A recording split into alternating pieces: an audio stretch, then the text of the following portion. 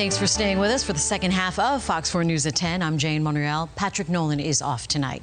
Election 2020 is more than just the big one. Besides the presidential race, there are several major races locally you need to vote on. Here's a recap on the local candidates and what they told Fox 4 they stand for. Byron Donalds is running for the 19th congressional district seat. He says Congress needs a proven conservative to represent Southwest Florida. The other thing that I think we also need is that our member of Congress has to be able to be a leader in the political culture war that faces America.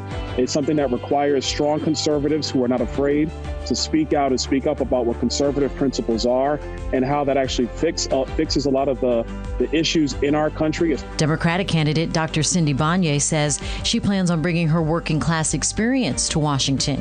What we do is we're going to have a really strong fiscal stimulus plan. I have a lot of other priorities. I usually talk about health care and water, our environment, shoring up our community. But honestly, this is going to have to be the priority. In Lee County, the runoff for Fort Myers mayor is between current councilman Kevin Anderson and local activist Jacqueline McMiller. So what would be your first line of duty if you were to become mayor of Fort Myers? I would push for a top to bottom, bottom to top audit of the city. A hard look at everything that's been going on in the city to make sure that we are in line. We need law enforcement that is going to make us feel safe. So that's the city's priority. At least it should be the city's priority, and that's what I'm going to work on. There are 3 council seats to fill in Fort Myers. Johnny Street's running for re-election as councilman in Ward 2, and a YouTube video says integrity, transparency, safety, and access are his calling cards. His opponent, Anthony Thomas, says on his Facebook page, the issues he's running on are term limits, economic development, improving Ward 2 infrastructure, and criminal justice reform. In Ward 4, Connie Bennett Martin says on her website, quote, "We need a leader to address the disrepair in our neighborhood parks, the fishing pier falling apart, inadequate street lighting, and missing or broken sidewalks that put our families at risk."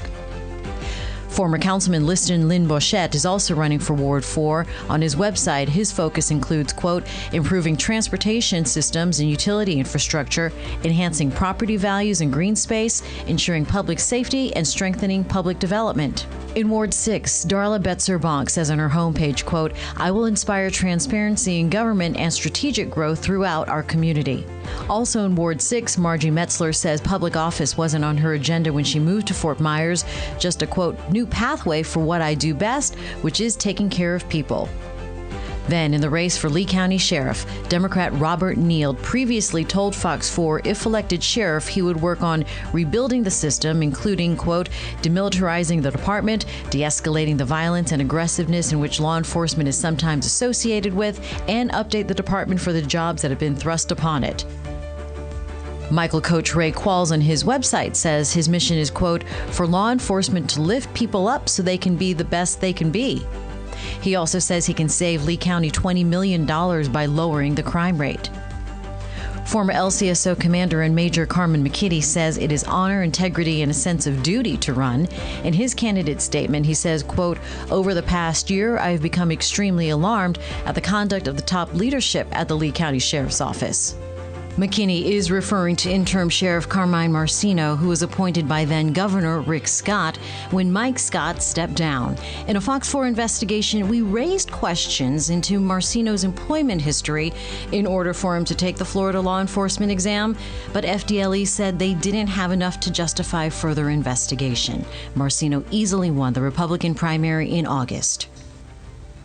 And if you want to see these candidates' websites or their Zoom interviews in their entirety, just visit our website, fox4now.com, and go to the Election 2020 section.